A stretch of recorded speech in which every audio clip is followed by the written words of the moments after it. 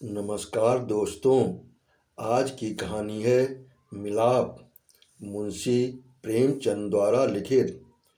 लाला ज्ञानचंद बैठे हुए हिसाब किताब जांच रहे थे कि उनके सुपुत्र बाबू नानक चंद आए और बोले, दादा अब यहाँ पड़े पड़े जी उकता गया।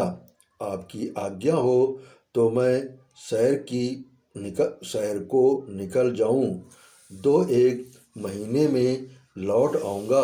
नानक चंद बहुत सुशील और नवयुवक था।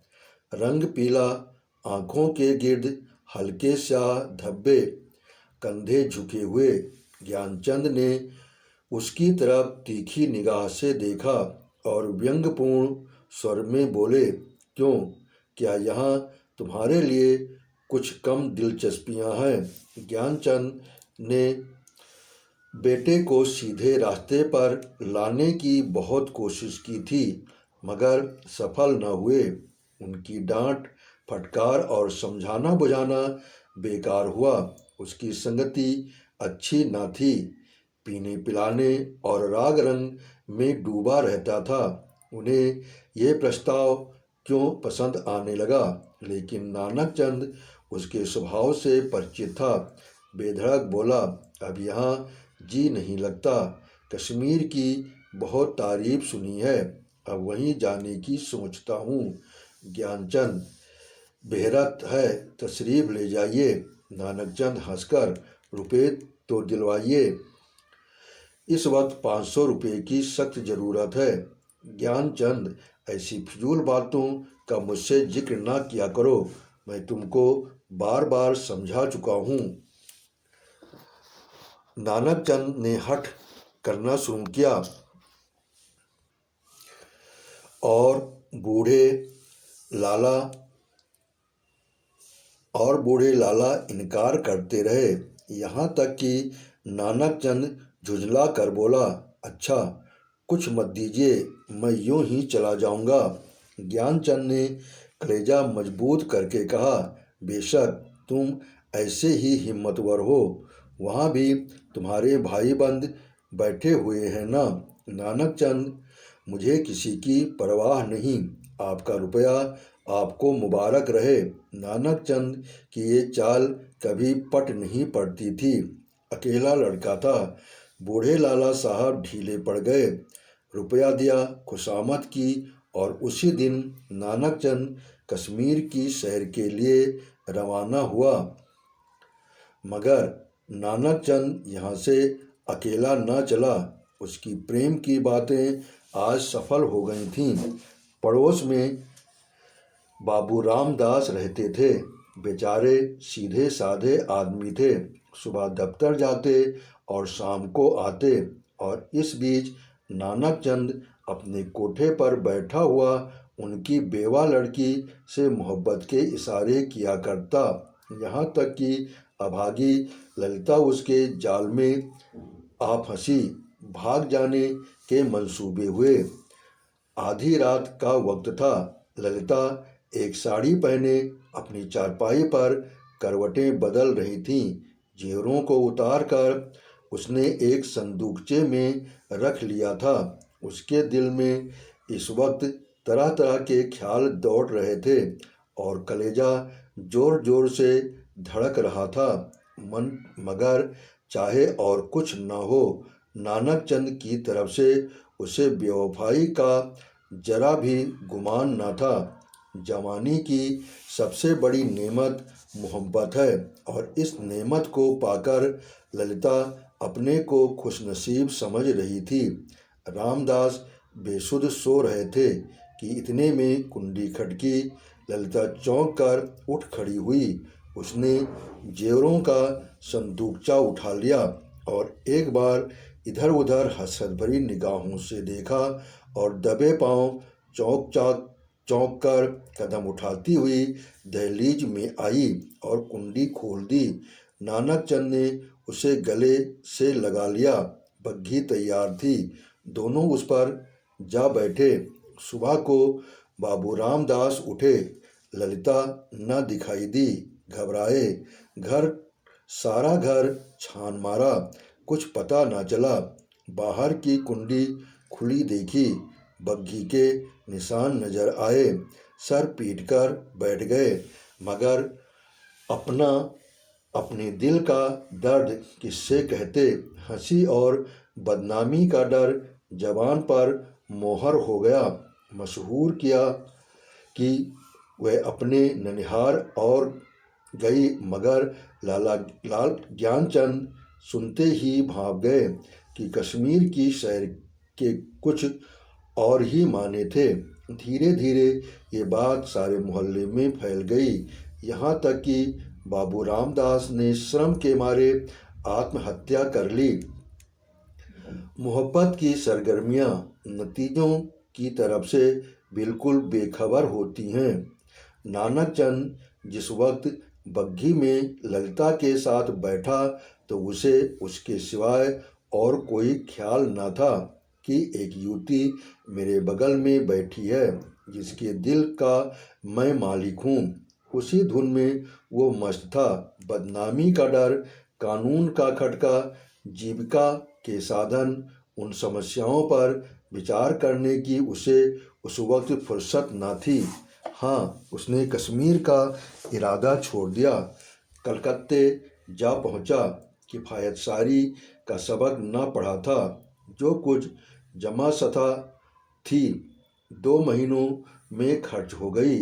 ललिता के गहनों पर नौबत आई, लेकिन नानक चंद में इतनी शराफत बाकी थी। दिल मजबूत करके बाप को खत लिखा, मोहब्बत को गालियां दी और विश्वास दिलाया कि अब आपके पैर चूमने के लिए जी बेकरार है, कुछ खर्च भेजिए।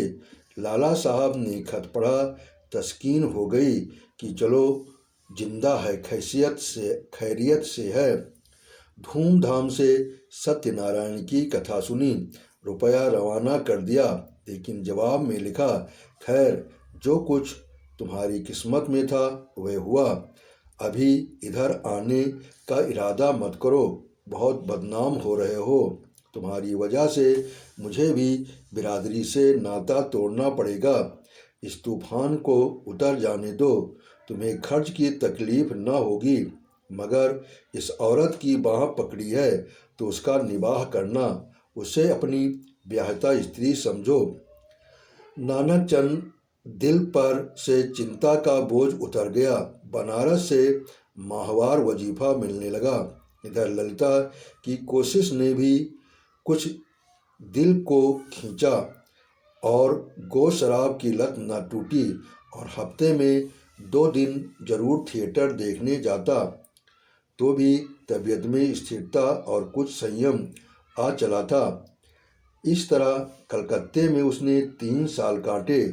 इसी बीच एक प्यारी लड़की के बाप बनने का सौभाग्य हुआ, जिसका नाम उसने कमला रखा।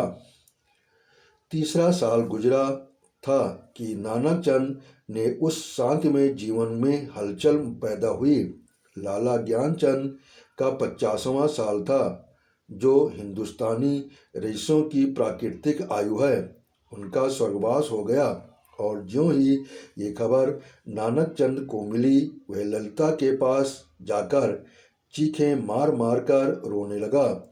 जिंदगी के नए नए मसले अब उसके सामने आए। इस 3 साल की संभली हुई जिंदगी ने उसके दिल, सौदेपन और नशेबाजी के ख्याल बहुत कुछ दूर कर दिए थे। उसे अब ये फिक्र सवार हुई कि चलकर बनारस में अपनी जायदाद का कुछ इंतजाम करना चाहिए, वरना सारा कारोबार में अपनी जायदाद का कुछ इंतजाम वरना सारा कारोबार धूल में मिल जाएगा। लेकिन ललिता को क्या करूं? अगर इसे वहां लिए चलता हूं तो 3 साल की पुरानी घटनाएं ताज़ी हो जाएंगी, और फिर एक हलचल पैदा होगी जो मुझे हुक्काम और हमजोलियां से जलील कर देंगी। इसके अलावा उसे अब कानूनी औलाद की ज़रूरत भी नज़र आने लगी।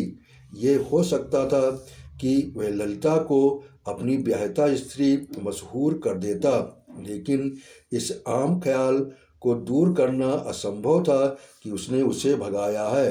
ललिता से नानक चंद को अब वह मोहब्बत न थी जिसमें दर्द होता था और बेचैनी होती थी।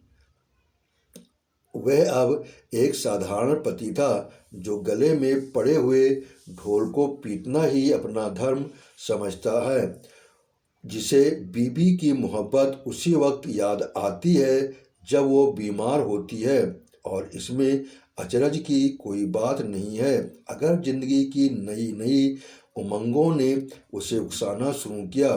मंसूबे पैदा होने लगे जिनका दौलत और बड़े लोगों के मेल जोल से संबंध है। मानो भावनाओं की यही साधारण दशा है। नानक चंद अब मजबूत इरादों के साथ सोचने लगा कि यहाँ से क्यों कर भागूं। अगर इजाज़त लेकर जाता हूँ तो 2-4 दिन में सारा पर्दाफाश हो जाएगा।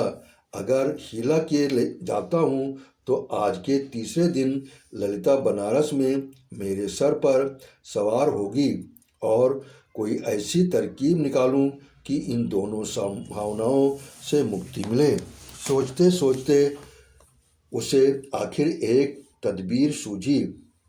वह एक दिन शाम को दरिया की सैर का बहाना करके चला और रात को घर पर न आया। दूसरे दिन सुबह को एक चौकीदार ललिता के पास आया और उसे थाने में ले गया। ललिता हैरान थी कि क्या माजरा है। दिल में तरह तरह की दुश्चिंताएं पैदा हो रही थीं। वहाँ जाकर जो कैफियत देखी तो दुनिया आँखों में अंधेरी हो गई और नानक चंद के कपड़े खून से तरबतर पड़े थे। उसकी वही सुनहरी घड़ी, वही खूबसूरत छतरी, वही रेशमी साफा, सब वहाँ मौजूद था। जेब में उसके नाम के छपे हुए कार्ड थे। कोई संदेश न रहा कि नानक चंद को किसी ने कत्ल कर डाला। 2-3 हफ्ते तक थाने में तहकीकात होती रही और आखिरकार खूनी का पता चल गया। पुलिस के अफसरों को बड़े बड़े इनाम मिले। इसको जासूसी का एक बड़ा आश्चर्य समझा गया। खूनी ने प्रेम की प्रतिद्वंद्विता के जोश में यह काम किया, मगर इधर तो गरीब बेगुनाह खूनी सूली पर चढ़ा हुआ था और वहाँ बनारस में नानक चंद की शादी रचाई जा रही थी। लाला नानक चंद की एक रईस घराने में लाला नानक चंद की शादी एक रईस घराने में हुई और तब धीरे धीरे फिर वही पुराने उठने बैठने वाले शुरू हो गए।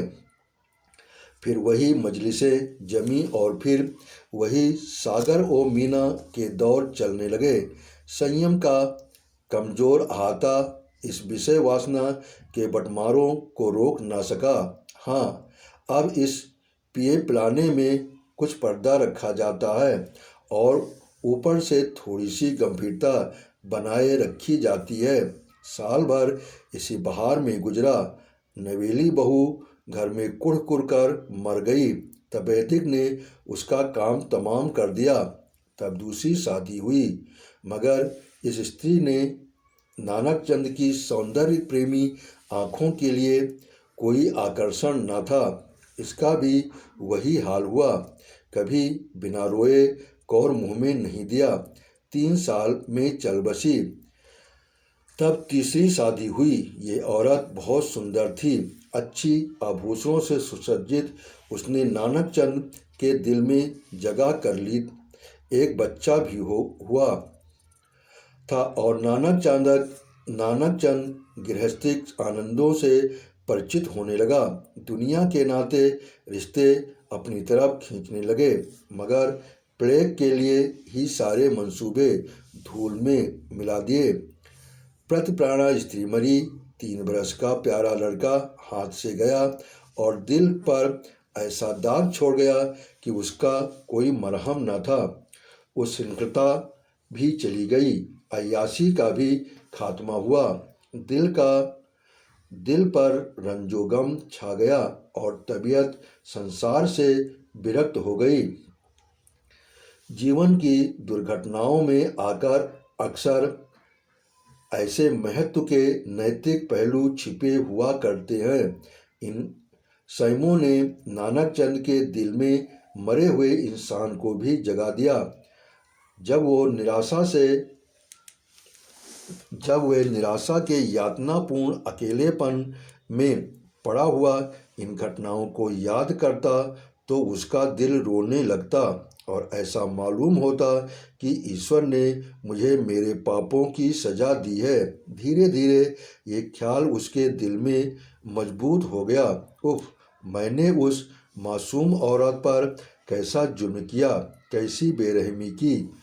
ये उसी का दंड है। ये सोचते सोचते ललिता की मासूम तस्वीर उसके आंखों के सामने खड़ी हो जाती और प्यारी मुखड़े वाली कमला अपने मरे हुए सौतेले भाई के साथ उसकी तरफ प्यार से दौड़ती हुई दिखाई देती। इस लंबी अवधि में नानक चंद को ललिता की याद तो कई बार आई थी, मगर भोग विलास पीने पिलाने की उन कैफियतों ने कभी उस ख्याल को जमने नहीं दिया। एक धुंधला सा सपना दिखाई दिया और बिखर गया। मालूम नहीं दोनों मर गईं या जिंदा हैं। अफसोस, ऐसी बेकसी की हालत में छोड़कर मैंने उनकी सुध तक न ली। उस नेकनामी पर धिक्कार है जिसके लिए ऐसी निर्दयता की कीमत देनी पड़े। ये ख्याल उसके दिल पर इस बुरी तरह बैठा कि वह एक रोज कलकत्ते के लिए रवाना हो गया। सुबह का वक्त था।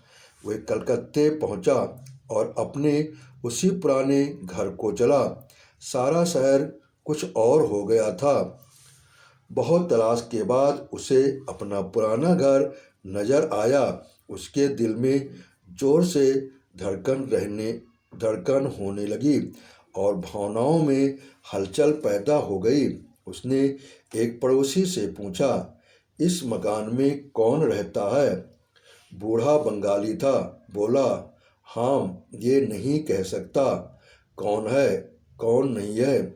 इतना बड़ा मुल्क है, कौन किसको जानता है।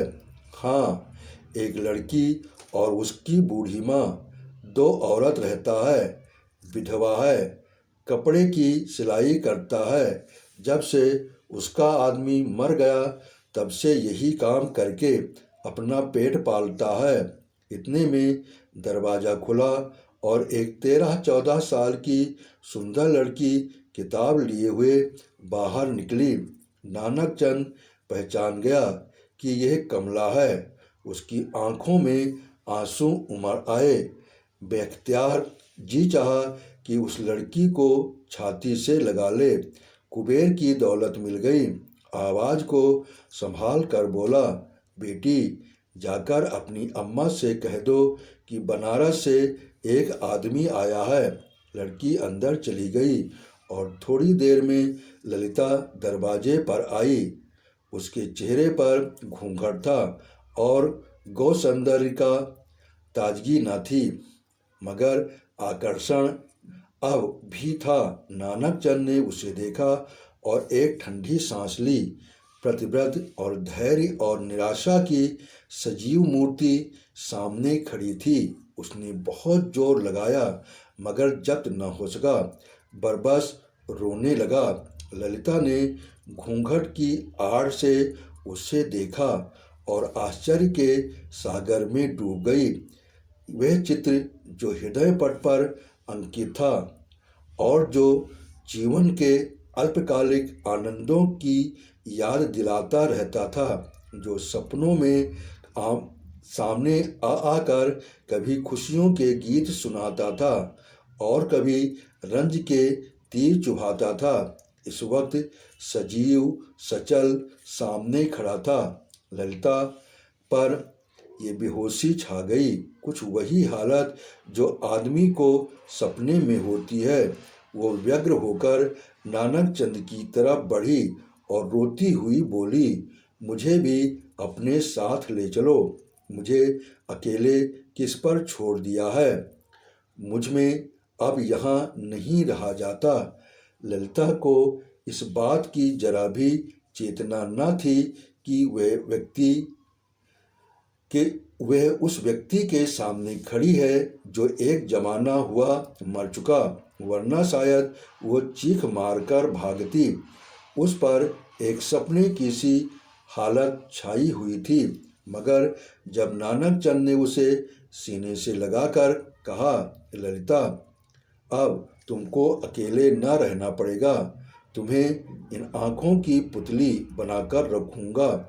मैं इसीलिए तुम्हारे पास आया हूँ। मैं अब तक नरक में था, अब तुम्हारे साथ स्वर्ग का सुख भोगूंगा। तो ललिता चौंकी और छिटक कर हटती हुई बोली, आँखों को तो यकीन आ गया, मगर दिल को नहीं आता। ईश्वर करे ये सपना ना हो। आपने कहानी सुनी, इसके लिए आपका बहुत बहुत धन्यवाद। आपने सब्सक्राइब किया, इसके लिए दिल से आभारी हूँ।